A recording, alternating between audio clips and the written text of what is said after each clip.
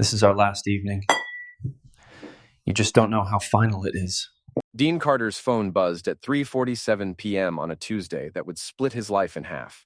The security app notification showed his daughter Tiffany's car in the driveway, home early from college again. But it was the laughter drifting through his kitchen window that made him park behind the neighbor's fence instead of pulling into his own garage. "Mom, you're 45. Not dead," Tiffany's voice carried across the yard. "When's the last time you tried a different size?" Dean's hand froze on the truck door handle. "Tiffany!" Jessica's shocked giggle followed. "That's inappropriate." "Is it? Dad's been the same boring flavor for what, 23 years? You deserve variety? Different sizes, different experiences? Life's too short to stick with one, Johnson?" The words hit Dean like a sledgehammer to the chest. His daughter, his little girl who used to braid his hair and call him Superman, was coaching his wife on infidelity using Johnson jokes. "I couldn't," Jessica said, but her tone had shifted. "Curious, considering. Mom, you literally have one life. One. You're wasting it on routine missionary with Dad when there's a whole world of bigger options out there." Dean's vision tunneled.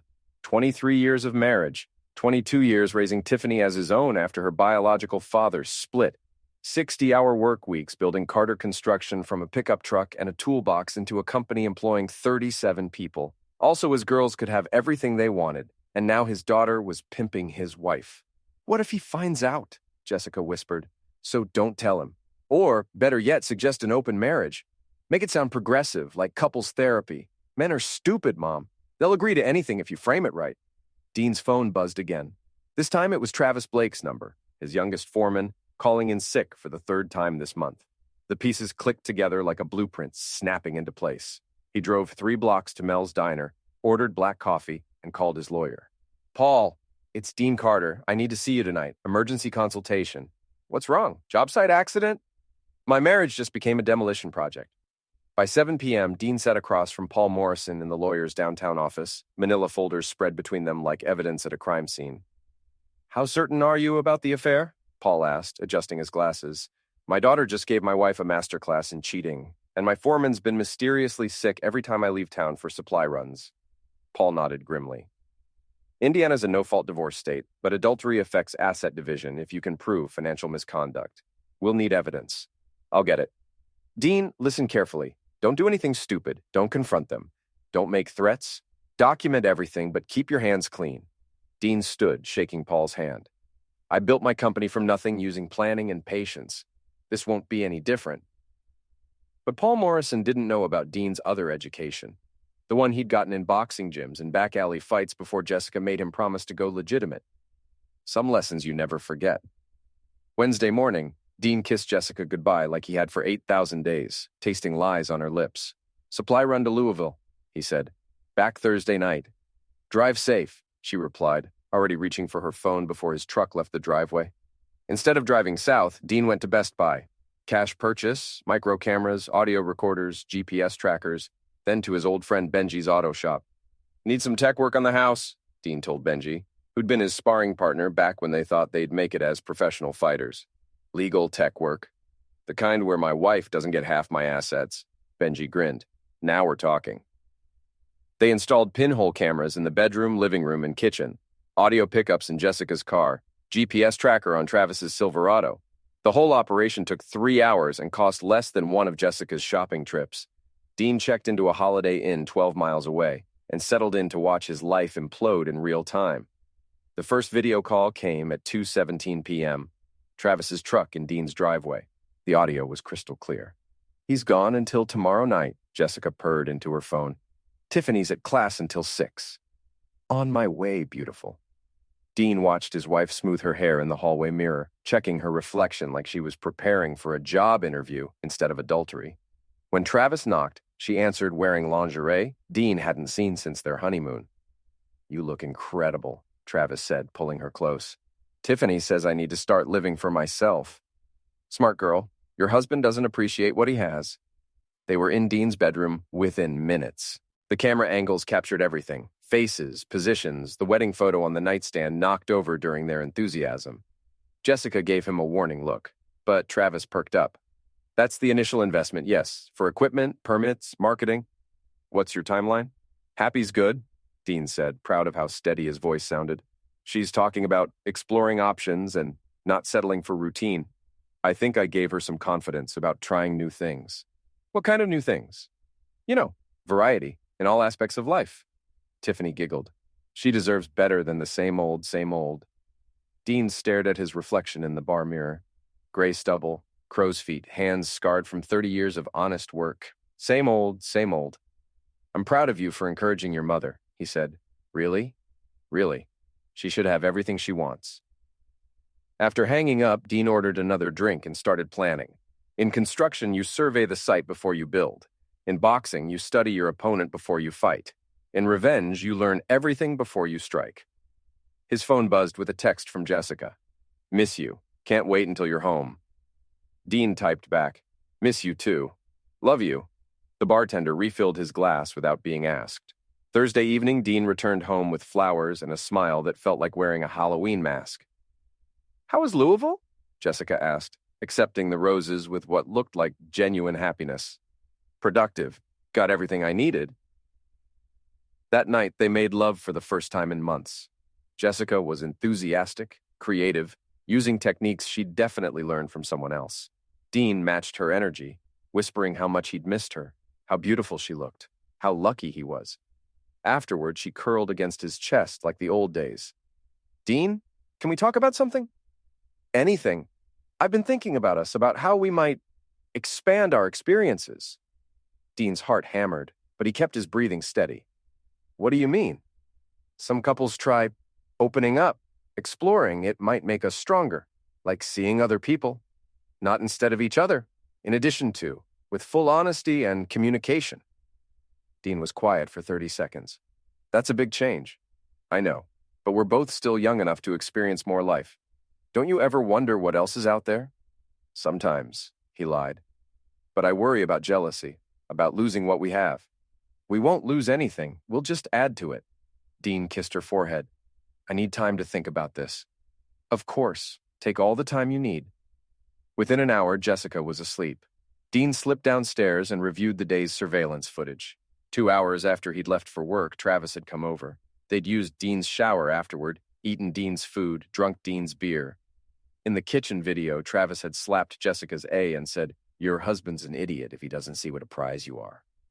He's not an idiot, Jessica had protested mildly. He's just comfortable. Comfortable men finish last, baby. You need someone who appreciates your fire. Dean made coffee and watched until dawn, taking notes. Times, dates, positions, conversations, building his case like he'd built his business, one foundation block at a time. Friday morning brought rain and Travis calling in sick again. Food poisoning, Travis croaked into the phone. That's rough, Dean said. Take care of yourself. Company can't afford to lose good men. Thanks, boss. I'll be back Monday. I'm sure you will. After hanging up, Dean called the job site supervisor. Travis is sick. Send Murphy to finish the Henderson job. Then he drove to Travis's apartment complex and waited. Sure enough, at 11:30, Travis emerged looking perfectly healthy, heading for his truck. Dean followed at a distance as Travis drove to Home Depot, then to a residential address on Maple Street. Dean parked across the street and watched Travis unload Dean's company supplies and carry them into a house under construction. A side job using company materials. Theft. Dean photographed everything, then called the customer whose supplies Travis was stealing. Mrs. Henderson, this is Dean Carter from Carter Construction. We had a delivery issue this morning. Could you confirm your address for me? The address was nowhere near Maple Street. Dean now had Travis for theft, Jessica for adultery, and both for conspiracy to defraud him emotionally and financially. But he wasn't done surveying the job site. That evening, Jessica broached the open marriage topic again over dinner. Have you thought about what we discussed? I have, and I think maybe you're right. Jessica nearly choked on her wine. Really? We're both adults. We've been faithful for over 20 years. Maybe some exploration would be good for us. I'm so glad you're open to this. Jessica reached across the table and squeezed his hand. I was worried you'd be angry or jealous. I might be at first, but I trust you to be honest with me.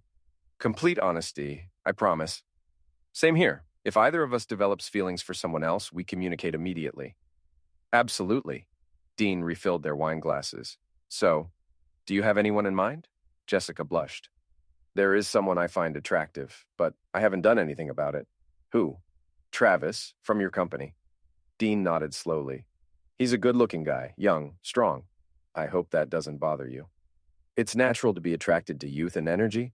As long as you're safe and honest, I support whatever makes you happy. Jessica leaned over and kissed him. I love you so much. This is going to make us stronger. I'm sure it will. That night, Dean lay awake listening to his wife sleep, planning her destruction with the methodical patience that had made him successful. She wanted to play games? He'd teach her the rules. Saturday morning, Dean visited his bank and opened a new business account under Carter Holdings LLC, transferring the construction company's assets with Benji as co-owner. Legal, clean, and completely removing Jessica's claim to the business in a divorce. Then, he went shopping. Not at Home Depot or Lowe's, where contractors bought supplies. He went to the spy shop across town and purchased professional-grade recording equipment, signal jammers, and GPS trackers with real-time monitoring. His phone rang as he loaded the equipment into his truck.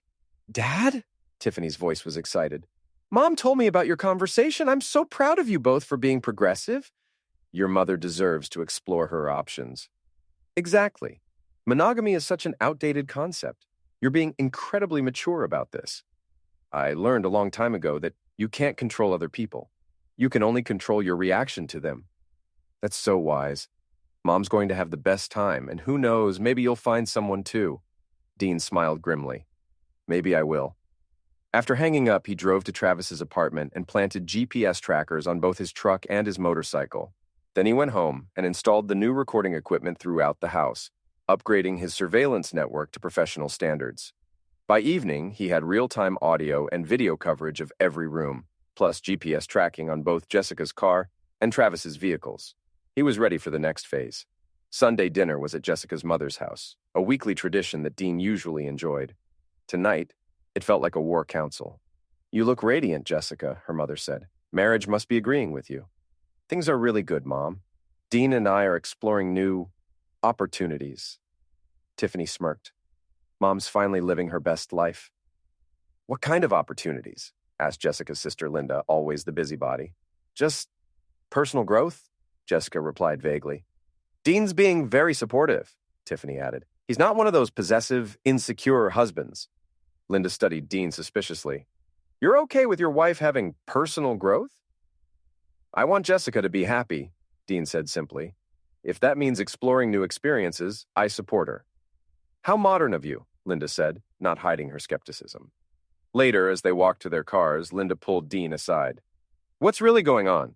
Jessica's acting weird, and you're being too calm about whatever she's up to.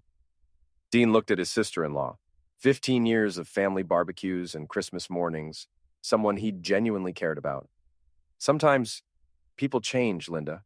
Sometimes they show you who they really are. That doesn't sound like the Dean I know. Maybe you don't know me as well as you think. Linda studied his face in the parking lot lights. Are you okay? I'm perfect, Dean said, and meant it. For the first time in months, he knew exactly where he stood and what he was going to do about it. Monday morning, Travis returned to work looking refreshed and energetic. Feeling better? Dean asked. Much. Thanks for being understanding, boss. No problem. We all get sick sometimes. Dean assigned Travis to the Henderson job, the one whose supplies Travis had stolen Friday. He wanted to see how the kid would handle the shortage he'd created. At lunch, Dean's surveillance app pinged. Jessica was at Travis's apartment. He switched to the live video feed and watched his wife of 23 years undress in another man's bedroom while telling him how much she'd missed him over the weekend. Your husband suspect anything? Travis asked afterward. The opposite. He's actually encouraging this. He wants me to be happy. Seriously? He's being incredibly mature about the whole thing. Said he trusts me to be honest. Travis laughed.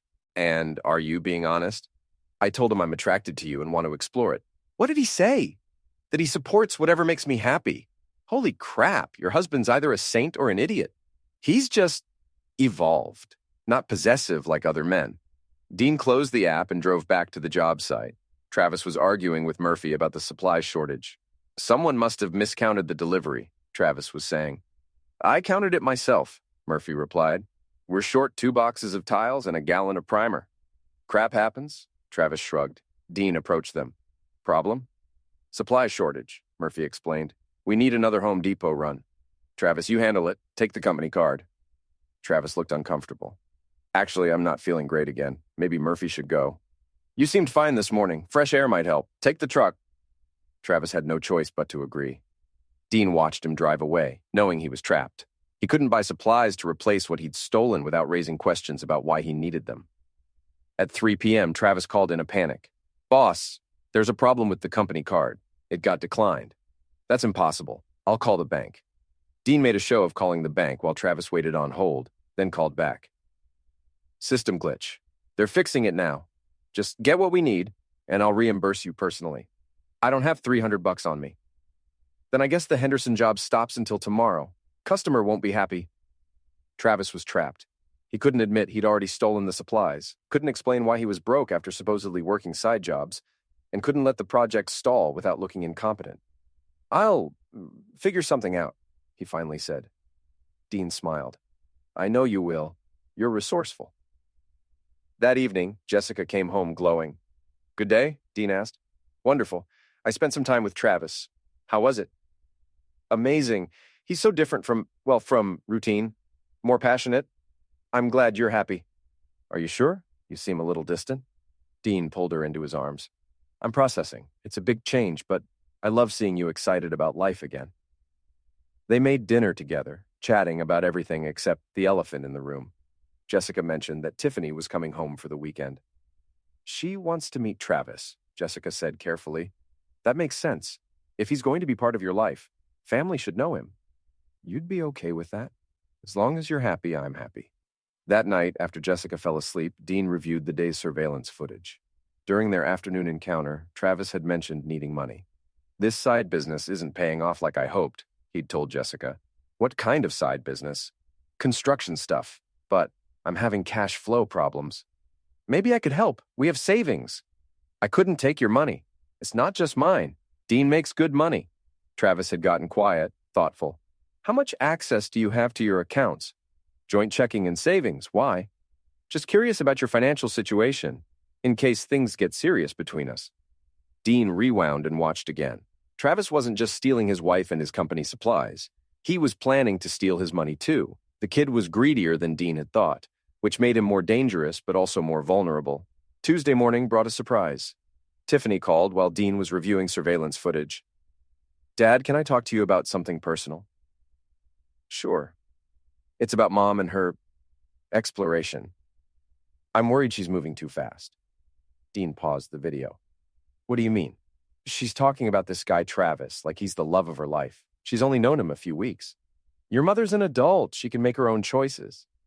I know, but she's talking about lending him money. A lot of money. Dean felt a cold jolt run through him. How much? $20,000 for his business.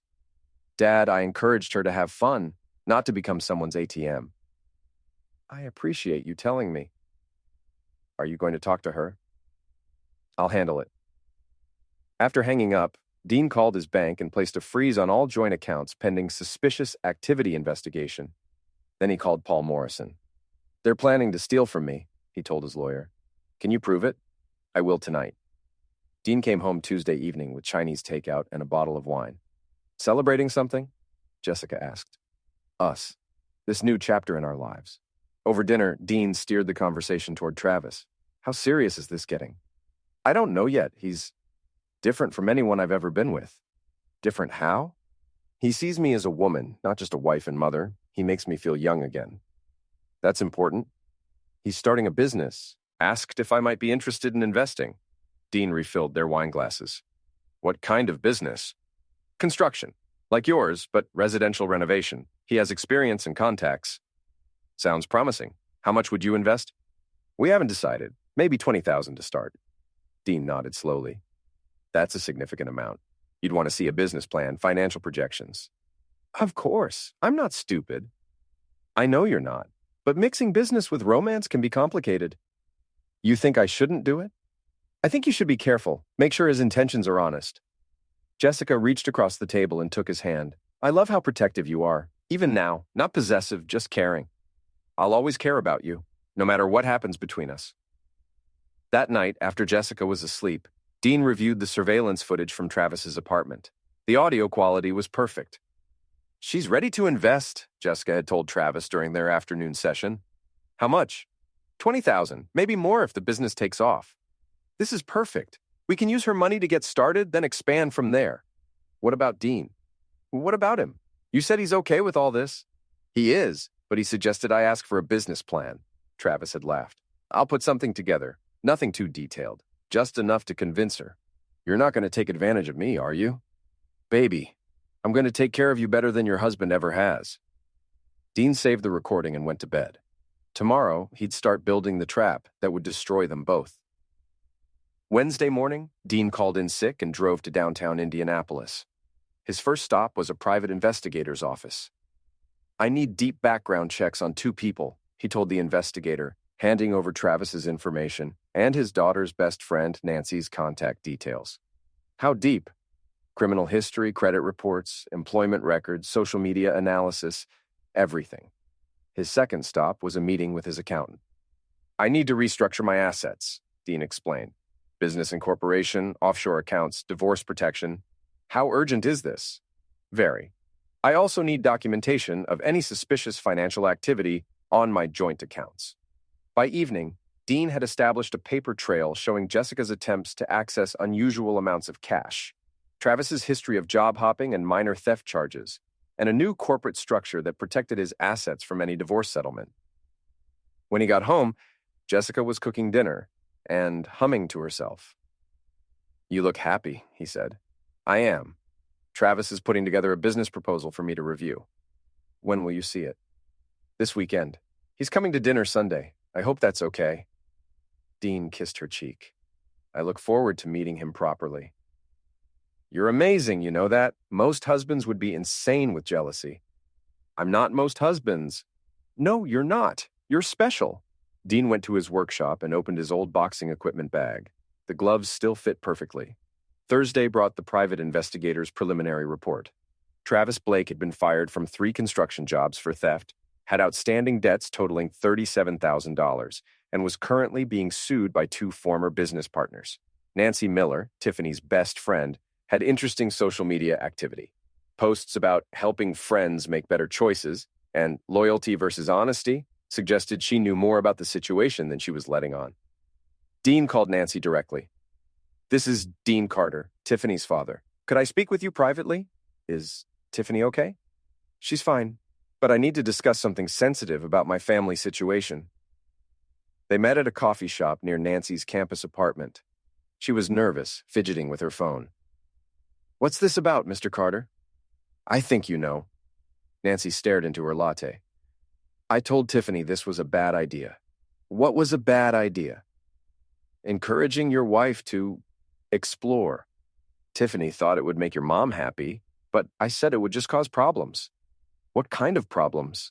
Nancy looked up, her eyes filled with concern.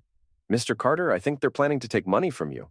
I overheard Travis talking to some guy about the long game and setting up the husband." Dean's expression remained neutral. "Tell me exactly what you heard." "Travis was on the phone at a party last weekend.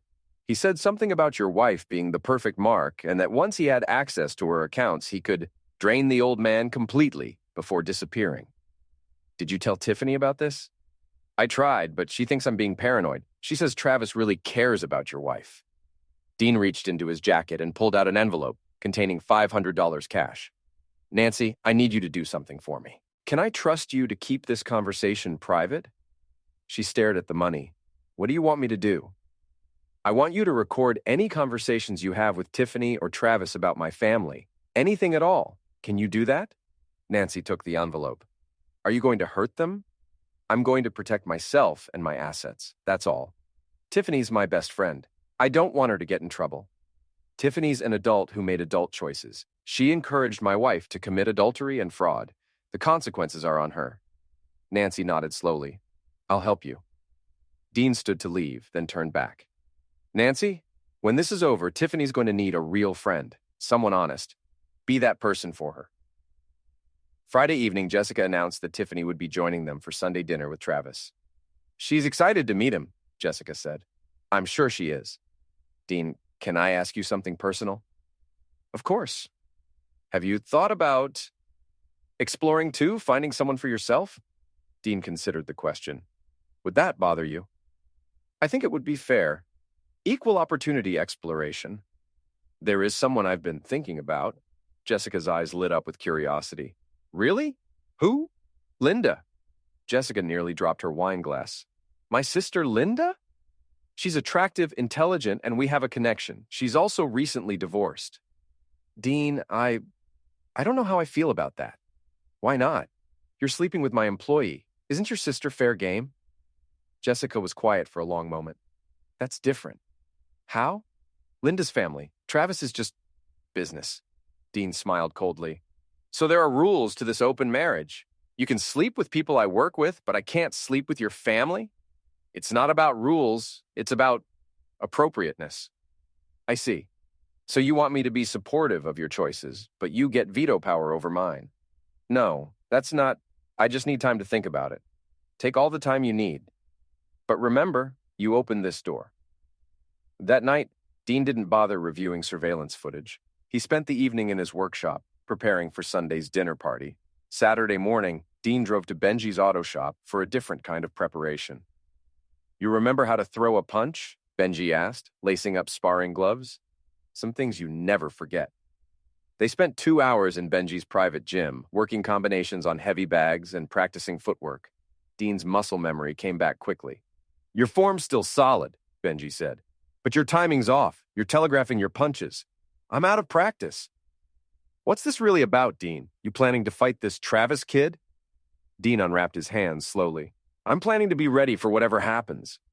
You could just divorce your wife and fire the kid. Why complicate things? Because they didn't just betray me.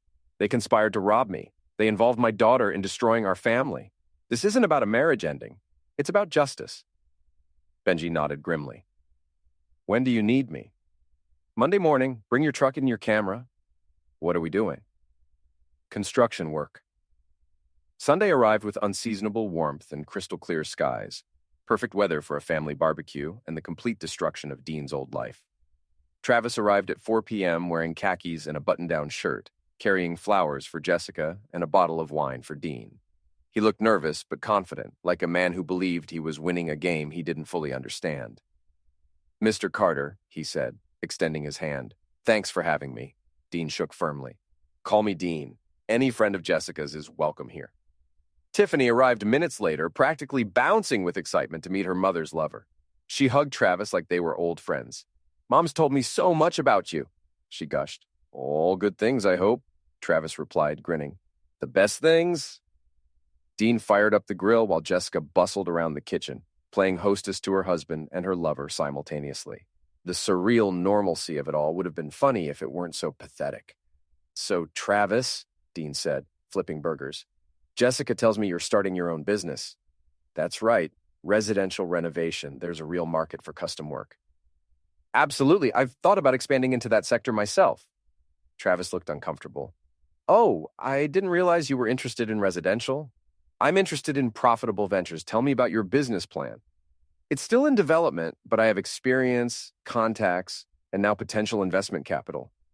Dean glanced meaningfully at Jessica. Investment capital is important. You need enough runway to survive the first year. Jessica's been incredibly supportive. She's a generous woman, sometimes too generous. The comment hung in the air like smoke. Travis shifted his weight, sensing subtext he couldn't quite decode. Tiffany broke the tension. Dad, show Travis your workshop. You guys have so much in common. Dean smiled. Great idea. Travis, want to see where I started the company? They walked to the detached garage that Dean had converted into a workspace 20 years ago. Tools lined the walls in precise order. A workbench held his current project, a jewelry box he'd been making for Jessica's Christmas present. Nice setup, Travis said, genuinely impressed. You've got professional-grade equipment. Quality tools make quality work. What tools do you own? Travis looked around uncomfortably. I'm still building my collection. Startup costs, you know? Of course. It takes years to acquire everything you need. Dean picked up a hand plane, testing its sharpness against a wood scrap. Tell me about your previous businesses. Previous businesses? Jessica mentioned this isn't your first venture, Travis stammered. I had a partnership that didn't work out. What happened? Creative differences. Dean nodded sympathetically. Business partnerships are tricky, especially when money gets involved. People show their true colors when significant cash is on the line. Yeah, exactly. That's why I'm careful about who I trust with my assets. One bad partner can destroy everything you've built. Travis was sweating now, despite the cool garage temperature. Jessica said you were supportive of our friendship. Dean set down the plane and turned to face Travis directly. I support my wife's happiness, but I protect my family's security. Those aren't contradictory positions. I'm not sure I understand. You will. They walked back to the house, where Jessica was setting the patio table and Tiffany was opening wine. The domestic scene looked perfect from a distance. A happy family enjoying Sunday dinner with a friend. Only Dean could see the rot underneath. Dinner conversation was surprisingly pleasant. Travis told stories about construction mishaps, Jessica shared gossip from her book club, and Tiffany dominated discussion with college drama. Dean played the role of supportive husband and father, asking interested questions and laughing at appropriate moments. But he was also studying Travis, watching how he interacted with Jessica, possessive glances, territorial body language, how he spoke about money, careful, probing questions about the family's financial situation, and how he treated Tiffany, dismissive, slightly condescending, like she was a useful idiot who'd served her purpose. Travis, Dean said during a lull in conversation, Jessica mentioned you need $20,000 for your business launch. Jessica shot him a warning look, but Travis perked up. That's the initial investment, yes, for equipment, permits, marketing. What's your timeline? I'd like to get started within the month. Smart, strike while the iron's hot. Dean refilled Travis's wine glass. Do you have other investors, or is Jessica your primary funding source? Jessica's investment would give her a significant ownership stake. I want her to be a real partner, not just a silent backer. Tiffany clapped her hands. That's so romantic. Mom, you could be a business owner. It's exciting, Jessica agreed, but she was watching Dean carefully. Partnership agreements can be complex, Dean said mildly. You'll want a lawyer to structure everything properly. Liability protection, profit sharing, exit clauses. Travis looked puzzled. Exit clauses? What happens if the partnership doesn't work out? Who gets what? How assets are divided? Standard business planning. I hadn't thought that far ahead. Always think about the ending when you start something new, whether it's a business or a relationship. Jessica stood abruptly. I'll get dessert. Dean followed her to the kitchen, leaving Travis and Tiffany on the patio. What are you doing? Jessica whispered angrily. Making conversation. You're interrogating him. I'm asking the questions any intelligent investor would ask. You're about to give him $20,000 of our money. It's not our money for this. It's my decision. Dean smiled coldly. Actually, it is our money. Joint assets, remember, but don't worry, I'm not going to stop you. You're not? No. I think you should give Travis exactly what he deserves. Jessica studied his face, confused by his tone. Dean, what's really going on here? Nothing's going on. I'm being supportive, just like you asked. They returned to the patio with chocolate cake and coffee. Travis had moved his chair closer to Jessica's, his hand resting possessively on her back. Everything okay? He asked. Perfect, Dean replied. Jessica and I were just discussing the investment timeline. And she'll have an answer for you by Wednesday. Travis looked to Jessica for confirmation. She nodded reluctantly. Wednesday works, Travis said. I appreciate you both being so open-minded about this situation. We believe in supporting each other's dreams, Dean said. Don't we, honey? Yes, Jessica said quietly. We do. As Travis prepared to leave, he shook Dean's hand again. Thanks for dinner and for being so understanding about everything. Understanding is important in relationships, Dean replied. So is trust. Absolutely. Of course, trust has to be earned and maintained. Travis's smile faltered slightly. Right. After Travis left, Tiffany hugged her parents goodnight. I like him, she announced. He makes Mom happy. That's what matters, Dean agreed. Once Tiffany was gone, Jessica turned to Dean with a mixture of gratitude and confusion. Thank you for being so gracious tonight. You're my wife. He's important to you, so I'm making an effort. I know this can't be easy. Dean pulled her close, kissing her forehead with what looked like genuine affection. Nothing worthwhile is easy. That night, after Jessica fell asleep, Dean reviewed the evening's hidden camera footage. Travis had used the bathroom twice, both times making hushed phone calls. "It's going perfectly," he'd whispered during the first call. "She'll have the money by Wednesday. Then we implement phase 2. "And the husband?" asked a voice Dean didn't recognize. "He's either the most understanding guy in the world, or he's playing some angle I can't see. Either way, he's not stopping us." "What about the daughter?" "Useful idiot. She thinks she's helping her mom find happiness. And after we get the 20, we string her along for another month, get access to more accounts, then disappear. She'll be so embarrassed she won't even report it." Dean saved the recording and went to bed. Tomorrow would begin the final phase of his operation. Monday morning, Dean called Paul Morrison with an update. "I have recordings of them planning to defraud me out of at least $20,000, potentially more. Criminal fraud. We can have him arrested." "Not yet. I want to let them commit the crime first. Attempted fraud is a misdemeanor. Completed fraud is a felony." "Dean, that's risky. What if they actually steal the money?" "They won't get the chance to keep it." Next, Dean called his bank and set up a controlled sting. They would allow the $20,000 transfer to Travis's account, then immediately freeze the funds pending investigation. Travis would have access to the money for exactly 12 hours, long enough to feel safe, not long enough to disappear. Then Dean called Benji. "It's time. What do you need?" "Muscle and documentation. Bring your camera." They met at the job site where Travis was supposed to be working. Instead, his truck was parked at a strip mall across town. "There," Dean pointed to Travis loading company supplies into a civilian pickup truck. "Get everything." Benji filmed as Travis sold Dean's materials to a contractor Dean didn't recognize. The transaction took 15 minutes and involved $2,000 worth of stolen goods. "That's felony theft," Benji said, lowering his camera. "That's just the appetizer." They followed Travis to his apartment, where he met with 2 men Dean didn't recognize. The conversation was brief, but clearly involved planning something bigger than petty theft. "Who are those guys?" Benji asked. "I'm about to find out." Dean called Nancy Miller. "It's Mr. Carter. I need you to do something for me." "What?" "Ask Tiffany about Travis's friends. Specifically, ask if he's mentioned anyone named Mike or Johnny." "Why?" "Just trust me." An hour later, Nancy called back. "Tiffany says Travis mentioned working with his cousin Mike and a guy named Johnny from his last job. She thinks they're going to be part of his new business." Dean hung up and called his private investigator. "I need background checks on Mike Blake and anyone named Johnny connected to Travis Blake. Give me 2 hours." By evening, Dean had a complete picture. Mike Blake was Travis's cousin with a history of check fraud and identity theft. Johnny Martinez was a former cellmate with expertise in financial scams. They weren't planning to start a legitimate business. They were planning to run a long-term con on Jessica, using her to access Dean's assets. Dean sat in his truck outside Travis's apartment, watching the 3 men through the window, and felt something cold settle in his chest. They weren't just criminals. They were predators who had targeted his family specifically because they saw weakness. His phone buzzed with a text from Jessica.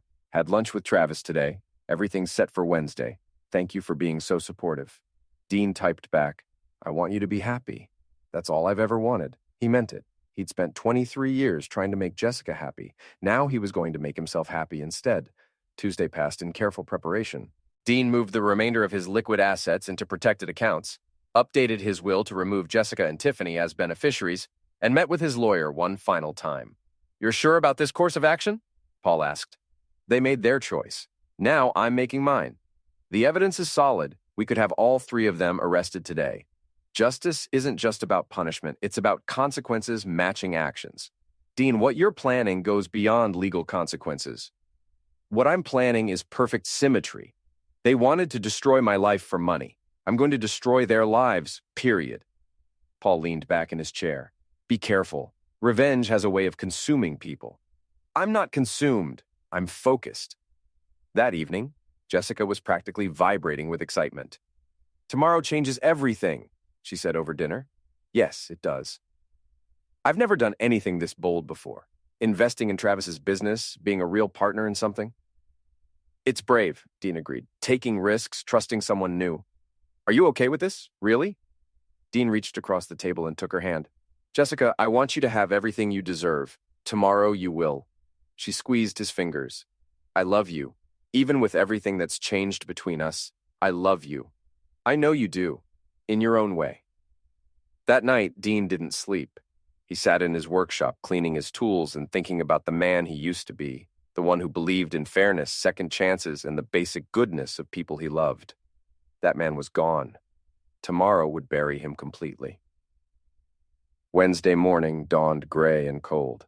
Dean kissed Jessica goodbye and drove to his office, where Benji was waiting with surveillance equipment and a grim expression.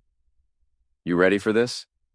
"I've been ready since I heard my daughter coaching my wife on adultery." They positioned themselves across from the bank where Jessica would wire the money to Travis's account. At 10:17 a.m., Jessica's car pulled into the parking lot. "Here we go," Dean said. Through high-powered binoculars, they watched Jessica enter the bank with paperwork and identification. 30 minutes later, she emerged looking satisfied and texted someone on her phone. Dean's burner phone immediately buzzed with a message from Travis. "Transfer complete. You're amazing. Can't wait to celebrate tonight."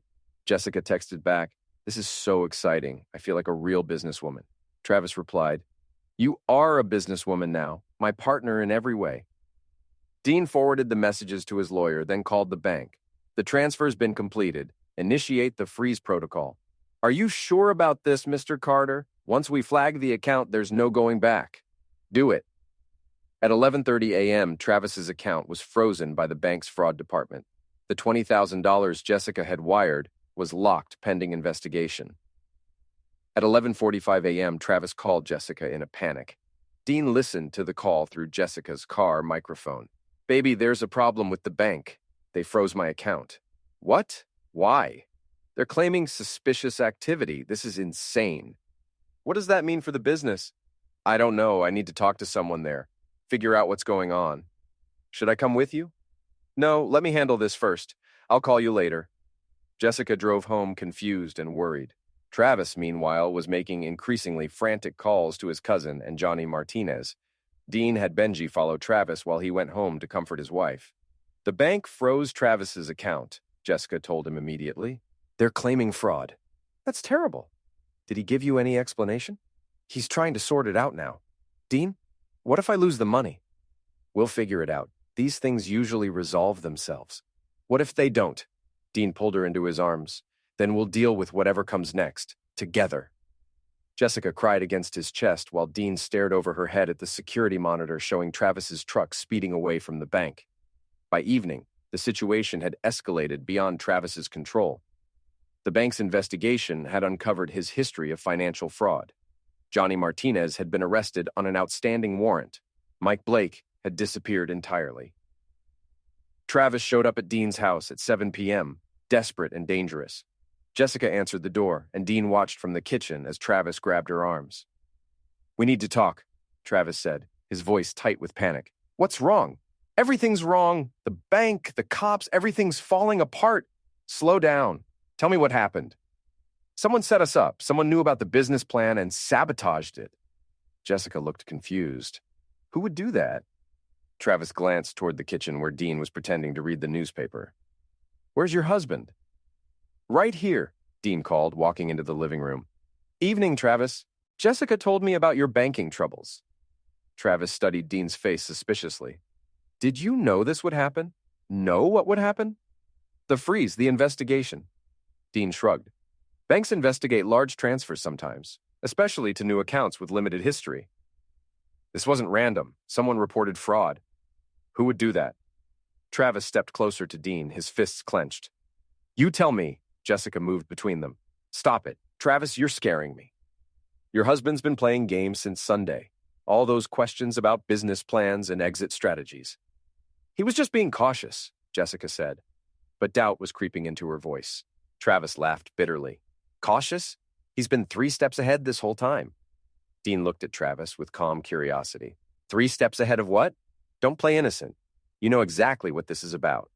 I know my wife invested in your business, and now there's a banking problem. That's unfortunate, but hardly my fault." Travis pulled out his phone and played a recording. Dean's voice came through clearly. "Investment capital is important. You need enough runway to survive the first year. Then, always think about the ending when you start something new, whether it's a business or a relationship." "You were warning me," Travis said, "telling me you knew what was coming." Jessica stared at Dean. "Is that true?" Dean met her eyes steadily. "I was giving business advice to someone asking for investment capital. Standard due diligence." "Bees," Travis snarled. You set this whole thing up. Set what up? The bank freeze, the investigation, all of it. Dean smiled coldly. Travis, you're giving me too much credit. I'm just a contractor. I don't have the power to manipulate banks and law enforcement. Then how did they know to investigate my account? Maybe because you have a history of financial fraud. Maybe because you've been stealing from my company for months. Maybe because you're running a con with your cousin and a convicted felon. Travis went white. How do you know about Mike and Johnny? Because I'm not stupid? Jessica looked back and forth between them. What's he talking about? Who are Mike and Johnny? Tell her, Travis. Tell her about your real business plan. Travis grabbed Jessica's arm. We need to leave. Now. I'm not going anywhere until someone explains what's happening. Dean walked to his entertainment center and pulled out a tablet. Would you like to see what's been happening, Jessica? The real story? Dean, don't, Travis warned. Dean pressed play. The tablet screen showed surveillance footage of Travis and Jessica in bed, followed by audio of Travis's phone calls about draining the old man dry. Jessica watched in horror as Travis's true intentions were revealed in his own words. You were going to rob us, she whispered. Baby, it's not what it sounds like. You called me a perfect mark. I was just talking tough for Mike and Johnny. I really care about you. Dean played another recording. Travis laughing about Jessica being too old and desperate to think straight. Jessica slapped Travis across the face with a crack like a thunderclap. Get out of my house. Jessica, listen to me. Get out! Travis looked between Jessica and Dean, calculating his options. Dean saw the moment Travis decided to fight instead of flee. You think you're so smart, Travis said to Dean, but you made one mistake. What's that? You let me get close enough to hurt you. Travis swung a wild haymaker at Dean's head. Dean slipped the punch easily, muscle memory taking over, and countered with a straight right that caught Travis on the jaw. Travis stumbled backward into the coffee table, scattering magazines and knocking over Jessica's wine glass. Stop it! Jessica screamed. Travis charged again, tackling Dean around the waist and driving him into the wall. They crashed into a framed photo of Dean and Jessica's wedding, glass shattering on the hardwood floor. Dean broke Travis's grip with an uppercut to the solar plexus, then threw a left hook that sent Travis spinning toward the kitchen. I'm calling the police! Jessica shouted, reaching for her phone. Travis grabbed a kitchen knife from the counter and turned to face Dean. Put the knife down, Dean said calmly. You destroyed everything, my business, my life, everything. You destroyed your own life when you decided to steal from me. I wasn't stealing. I was taking what I earned. By sleeping with my wife? Travis grinned wildly. By being better than you, younger, stronger, better in bed. She told me things about you, Dean, about how boring you are, how small you are, how she's been faking it for years. Dean's expression didn't change. Is that so? She said you're pathetic, a tired old man who can't satisfy a woman like her. Dean glanced at Jessica, who was staring at Travis with disgust. I never said any of those things, she whispered. Sure you did. After we made love, you'd complain about how inadequate your husband was? That's not true. Travis was breathing hard, the knife shaking in his hand. You're both lying now, trying to make me look crazy. Travis, Dean said quietly, put the knife down and walk away. This doesn't have to end badly for you. It already ended badly. You made sure of that. You made sure of that when you chose to be a predator instead of a man. Travis lunged with the knife. Dean stepped aside and grabbed Travis's wrist, twisting until Travis dropped the tool. Then Dean drove his knee into Travis's ribs, doubling him over. You're done, Dean said, pushing Travis toward the front door. Travis stumbled outside onto the porch, holding his side and gasping for air. This isn't over, he wheezed. Yes, it is.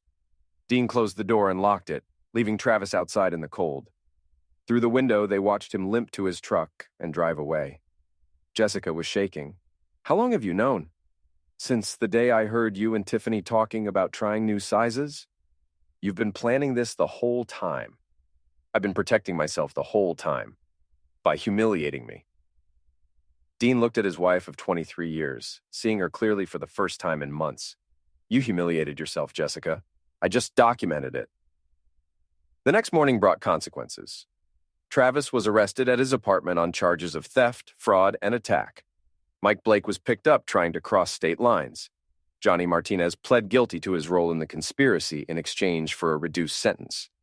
Jessica moved into the guest bedroom and hired her own lawyer. Tiffany called, crying, after Nancy finally told her the truth about Travis's intentions. Daddy? I'm so sorry. I thought I was helping Mom be happy. You were helping her make choices, Dean replied. Adults are responsible for their choices. Are you going to divorce Mom? I don't know yet. Do you hate me? Dean closed his eyes. Despite everything, Tiffany was still his daughter. Still the little girl who used to fall asleep on his chest while he read her bedtime stories. I don't hate you, but I don't trust you anymore. Can we fix that? I don't know. The divorce proceedings began the following week.